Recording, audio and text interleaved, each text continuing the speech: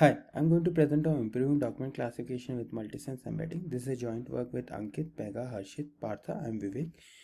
So let's start. So let's look at some efforts for document representation. One simple model is just graded weighted averaging of word vectors. So you have a document, you just get the word vectors, you multiply them with some IDF values and just average them. You can also treat word as a pseudo vectors, so in doc2vec and then represent them. You can also combine word vector with topics. For example, you can have a topic vector plus word vectors. Train for each word. You can look at the topic while using LDA kind of thing, and then you get a topic and word vector, and then concatenate them, average them for representing a document. You can also capture the context as nature by using a matrix which captures the relation between word and topic vectors, which is done by Lewittal in NTSG. There also work on deep learning base like LSTM, RNN, BiLSTM, which captures syntax also. In this work, we'll focus on simple weighted averaging of word vectors to represent document. This seems to work very well for sentence embedding, but however it doesn't work for large document which has multiple topics. So now let's look at averaging versus partition averaging. So let's assume there's a corpus about data science and journalism. For example, this is one of the document. Data journalists deal with the news of data science to general public. They often take part in interpreting the data model, creating graphical design, and integrating the directors and CEO. Now I can take the whole vocabulary from all the words which are there in this corpus, including this document, and I can partition them into 5 clusters. Here you can see some of the words are multi-sense in nature, like for example data can occur in 2 contexts, so you have multi-sense embedding of them. Secondly, you also see that words has probability they assign to each cluster. For example, some words are occurring in more than one cluster, so this is represented by bracket 0.8 0.1 number in this thing. So each word can also belong to multiple clusters. Now if you do simple averaging, you just average the words which are there in the document, which are prominent, significant, and then average them. You can also multiply them IDF value if you want to do a weighted average. Now what we propose is weighted averaging, weighted partition averaging, not just weighted averaging but weighted partition averaging, where you average within a group but you concatenate across groups or across partitions. For example, in this we have taken for each of the partition 1 2 3 4 5, we average the words which are in the document and in that partition, but concatenate these averages across partitions. You can also weight them by the probability that they are occurring. For example, data 1 is occurring with 0.23, all of them are other are occurring with 1. For example, in the second partition, data 2, which is the different context of data, which is more related to analysis, intelligence, software kind of thing, and it occurring with 0.7 probabilities. So this is done by SCDV. However, they don't do multi-sense nature, which is the partition of data 1 and data 2, based on context. So which is done by SCDV-MS. So now look how to partition. So we can do hard clustering, which is k-mean, where each word belongs to a single cluster. However, you know that words are multi-sense, they can belong to multiple clusters. You can do a soft clustering to do that. One good way of doing is GMM. However, GMM leave a heavy tail, and each word belongs to more than all the clusters somewhat. So we can do a post processing of hard thresholding. This is very important because you know that a word cannot belong to more than 5-6 clusters. It cannot have more than 5-6 multi-sense nature, although the number of topics in the cluster in the whole corpus can be 100. So you can do a threshold by saying, let's say a probability less than 0.1 goes to 0, all the values. You can also impose the constraint in partitioning while clustering itself, where you can use something like dictionary learning for do that. However, this is much harder to optimize and achieve convergence. So now there are multiple benefits of each of these methods. For example, hard clustering doesn't give multi-sense nature. It has all the representation sparsity. There's no constraint on redundancy removal, and there's no pre-computation effort. Now in GMM soft clustering, which is done in SCDV, you have somewhat capturing of multi-sense. However, you do not use multi-sense word vectors.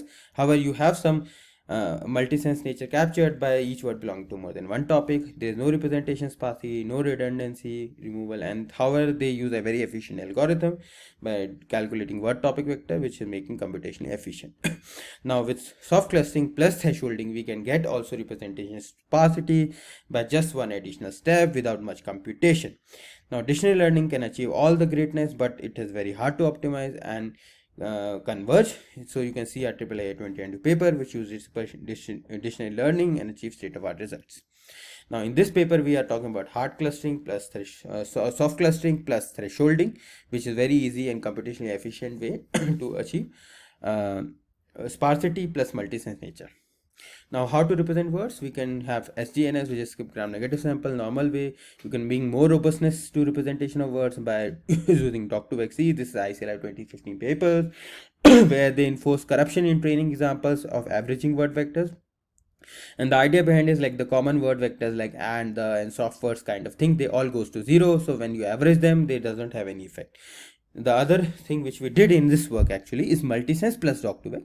The idea is we use very computationally efficient algorithm to first demarcate each word occurrence with the sense by looking at the surrounding word. For example, you have word bank, and you know that the bank can occur has a context of bank, has a river, as well as financial institution. So you look at the context word surrounding it and mark each occurrence of word bank as bank 1 and bank 2. We did this for top 1000 words in the corpus. Based on the TF-IDF value, and then we train a doc2vec on this annotated corpus. Now you have an embedding for bank 1 and bank 2, which are robust as well as context aware.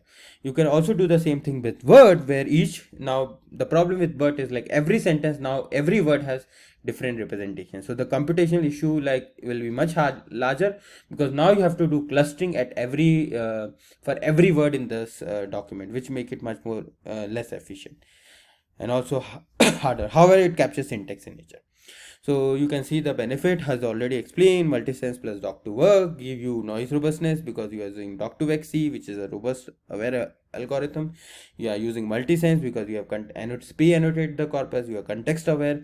However, you are not able to capture word order syntax. So the bird thing is still a work in progress. However, this work we will talk about multisense plus doc2vec. Now let's look at the algorithm. So earlier what we were doing in SCDV is we are taking the vocabulary, we were getting single sense vector, we were partitioning them by GMM. You have word, you have a probability of belonging to a particular cluster, you get a word cluster vector for each word and a cluster. Now you for each word you concatenate all for all the clusters the word cluster vector and also multiply with IDF value. Now what modification we did is we first single replaced by single sense vectors with multisense word vectors. We also did a hard thresholding to remove the tail in the GMM clustering, which give us sparse probability vectors, which actually give us sparse word cluster vector and even sparse word topic vector. Now in the final document vector, what we do is first we were doing simple pre-processing. We were pre-processing the document, we were getting the word, we were doing word topic vector, we were doing some post-processing, which was actually like removal, like this thresholding, which we were doing at the word topic vector rather than they were doing at the document level in the SCDV. So the same thresholding but at the document level vector. Here we are doing at the word topic vector, even not at the word topic vector, before that even at the sparse probability representation vector for each word. Now in this modified, what we did is basically we first do pre-processing sense disambiguation because we are using annotated pre-processed document. Because of the adagram, we have annotated the occurrence of each word according to the context. Now we have different embedding for each word. Now the clustering will be disambiguated. I will give you example in the next slide.